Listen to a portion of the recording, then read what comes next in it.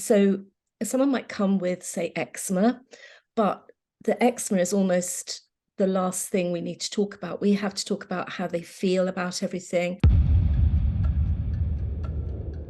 I find it so shocking that you can't treat animals with homeopathy. Homeopathy is the second biggest medical system in the world. And so you kind of look pretty. It's like your pretty self without makeup. And so women would take doses of deadly nightshade just to get this kind of, hey, I'm looking good, guys. Hello. Yeah. Welcome to The Wellness Way with me, Philly J. Lay, a layperson's guide to your natural health systems, your very own NHS.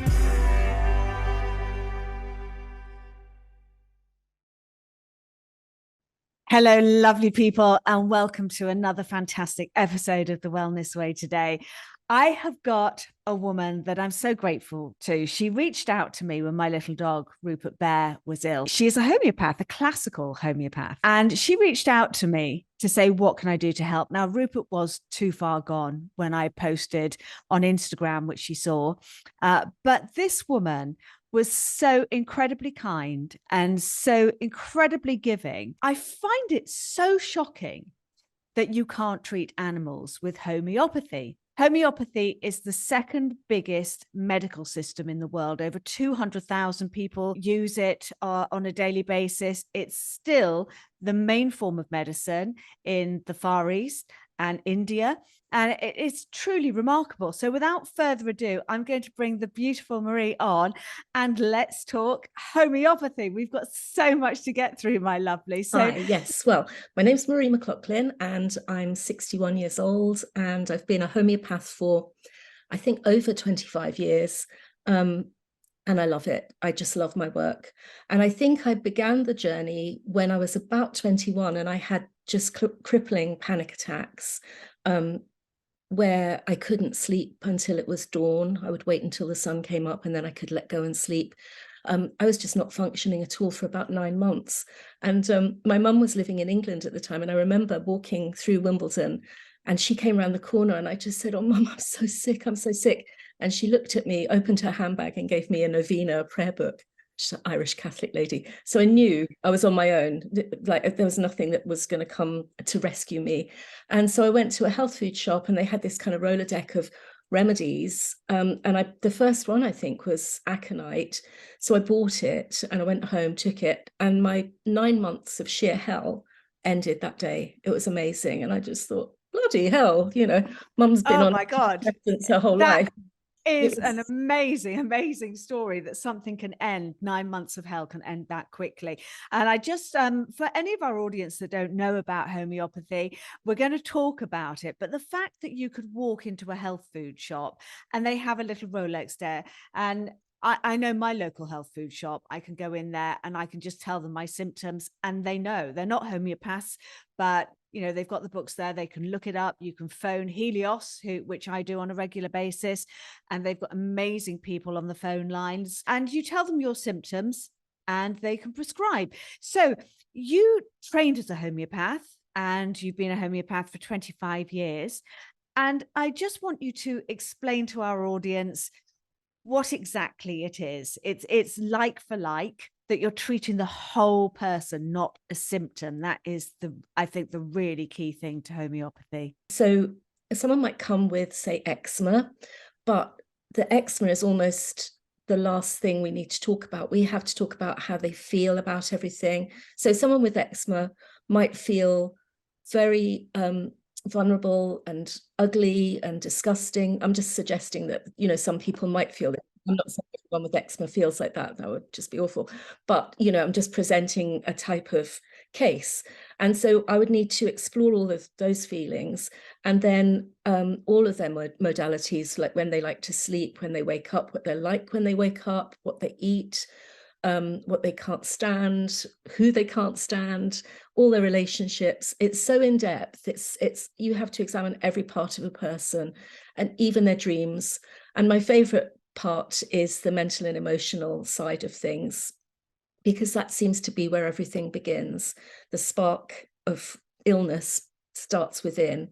and then it gets pushed out to the surface, in the form of disease or symptoms.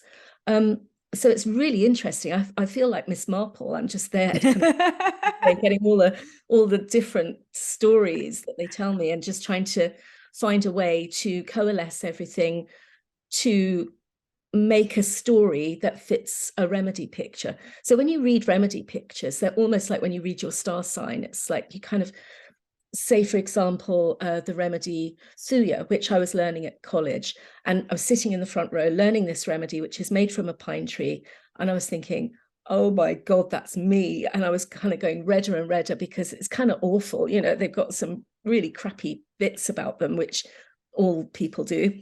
And so the teacher was teaching this remedy, and I was thinking, this is me, this is me. So then I went back to my homeopath and said, I need Thuya. And she was like, no, you don't. I know what you need. She didn't want me to tell her what I needed. And then she met me outside of the consultation. We went to Germany together, and she said, oh my God, you really need Thuya. So I had, and that was what started my fertility journey. It was like an amazing miracle for me personally. But yeah, so when you read the homeopathic remedy profiles, you often see yourself in them. You kind of go, oh gosh, that sounds so like me. Like a Nat Muir type would be a grief remedy where the person just locks their heart away, puts a wall up and puts all the grief behind it, and they go, no, I'm fine, how are you? And they just deflect, and they're very salty tears. It's made from salt, and they're very watery, and they can't talk to someone unless there's real congruency, that they feel that the person really is listening and really taking on board what they're saying. So they're not superficial flibbertigibbets like me. So the remedies are so interesting, the profile of them. And so my job is always to find the remedy that fits the person in, their kind of mental and emotional state, in their physical state, and just the whole thing. It's very holistic. It doesn't work unless it's holistic. Absolutely. And I want to talk about the potency, because it is like treating like, and it's such a minuscule potency. And it's not, I think a lot of people think that it's plants that are used, but it can be anything. I have a friend of mine that was treated with a little bit of the Berlin Wall. Yeah, that's a powerful remedy as well. It's a blinder. I've never taken it, and I don't even have it at home here, but I've heard big things about it. I think someone had it on, it was either Berlin Wall or plutonium. They had on their mantelpiece, and the fireplace cracked. Oh, wow. Really? Sounds like a lie, doesn't it? Sorry. It does. I mean, because for a lot of people that have never used this, they must think that we're absolutely barking, but it works. This stuff works. So can you talk to us a little bit about, is that something that you use a lot with people? Because not all, so many people feel violated at some point in their life, where somebody has done something to you that you just kind of think, why has that happened to me? So is that somewhere that you start regularly, Marie? It's a big remedy, and actually in our code of conduct, of kind of ethics, we're told that you have to be really careful prescribing that remedy, because it's so powerful and it does actually release the trauma. And so if, for example, it's a child that's being sexually abused, and it's an ongoing, let's say a parent or something, God forbid, and then you give the child the remedy, it sort of empowers the child to access this in a healthy way. And so you can't really do that. I've never had that situation, I have to say. But, when you're empowering someone, you have to make sure that they have the framework with which to move forward with that newfound power. So, yeah, I have given it to thousands of people, I have to say, over the years. And it is a big picture. Trauma and violation is a big, well, particularly now where everyone's just coming out of lockdown, like, absolutely in shock. Yeah. So then I'm going to go to the other side of the scale, and I'm going to talk about menopause. Because I had a really bad time with my menopause until I discovered something called lady care. Lady care is a magnet, a great big powerful magnet that you just clamp on your pants on either side of your knickers. And it was very entertaining. I remember having my daughter brought her boyfriend to meet me for the first time ever, and I went to lay the table, and the knives and forks all stuck Oh to my my God. tracksuit bottom around the badge, and I'm like, oh, sorry about that. And then I didn't know what to do. I was so embarrassed, so I proceeded to show him how I could stick to a radiator with Oh, this incredibly powerful magnet. oh, wow. However, that isn't homeopathy, but it makes me laugh. And they're still together, so I wasn't that mad a mother.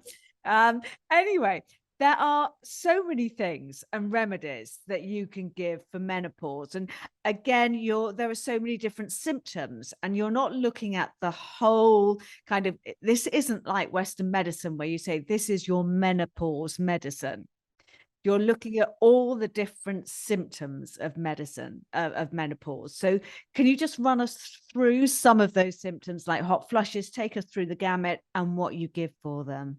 Yeah. Okay. So one of the things of menopause, I mean, everyone knows about the hot flushes, and there are lots of remedies for hot flushes, belladonna being one. Belladonna is made from deadly nightshade, and it was actually used in the olden days. Women would use it to make their eyes. So if you're poisoned by deadly nightshade, the pupils of your eyes get big and black, and you get very pale, and your lips go red. No, you don't get pale. You get you get flushed cheeks. And so you kind of look pretty. It's like your pretty self without makeup. And so women would take doses of deadly nightshade just to get this kind of, hey, I'm looking good, guys. Hello. Yeah, yeah. But so as a homeopathic remedy, the picture would just be like bursting red heat, just needing to be fanned, and a bit kind of crazy, a bit a bit bonkers in the head. So that's a good one for menopause. Another thing, folliculinum, that we mentioned before, is really good for when women get to that stage in their life where they don't really know who they are anymore, because they're no longer able to procreate. They're kind of getting a bit, washed up. Some might say, they're not the same young, fresh thing that they were before. So they don't feel as good about themselves as they did. The skin starts to get saggy. Yeah. And then to top it all, your children leave home, and you just go, what the fuck am I meant to do now? I know, because all of these things that were your identity just leave one by one, and you kind of feel like, oh, who am I? And so folliculinum is very, very good for addressing that. It's kind of a deep place to start, and I wouldn't necessarily just say to anyone, oh, if you're feeling this, go and take folliculinum. I kind of think, there's a duty of care with people if they've got these symptoms, to be there for them, to support them, and to watch what the remedy does and what it brings up for them. So I try to make myself as available as possible for my patients, so that if they do take something and it brings up a lot of stuff, that I can help them through that too. So that would be one thing. What else do you get? You get that kind of brain fog with menopause. There's a really good remedy called Califos, and you can get that as a tissue salt. And it's great for just when you're not able to focus your mind. It's just very fragmented, and you're just worrying about everything. And, when your head touches the pillow and you're very tired, suddenly the monsters in your brain just start talking and going, oh, that gas bill's a bit high. How am I going to pay it? And, how am I going to do this? And everything's a problem, and it's got teeth and claws because it's bedtime. Yeah, I go to bed going, that gas bill's a bit high, and it's the fucking government taking my money. Oh, God. Well, exactly. So there are three things. Let me think. What else? Pulsatilla is a beautiful remedy. It's made from a little flower, and I think it's called a wind flower in nature, and they kind of get blown around by the weather, but they're very robust. They've got deep roots, and they don't need much water. But as a pulsatilla type that needs the remedy, they got terrible mood swings. So one minute they're up, the next minute they're down. It's very much a teenage remedy where the girls are slamming the door going, I hate you, and run upstairs in floods of tears, and then wants cuddles and like, I love you, mummy, that kind of emotional roller coaster. If you are enjoying my work, please sign up to my webpage, phillyjlay.com, and you will receive my newsletters and an exclusive Walking into Your Future meditation. And if you buy my course, The Wellness Way Masterclass, Your Natural Wellness Journey, you will get 2 amazing free bonus gifts: my Wellness Awakening album and a video on how I make my herbal teas. And for the full, completely uncensored videos of my podcast, you can come and find me on my Rumble channel, where my guests still have freedom of speech. And join me on my Locals community channel, where I will be building my community and starting my weekly Zoom calls for the price of a cup of coffee a month.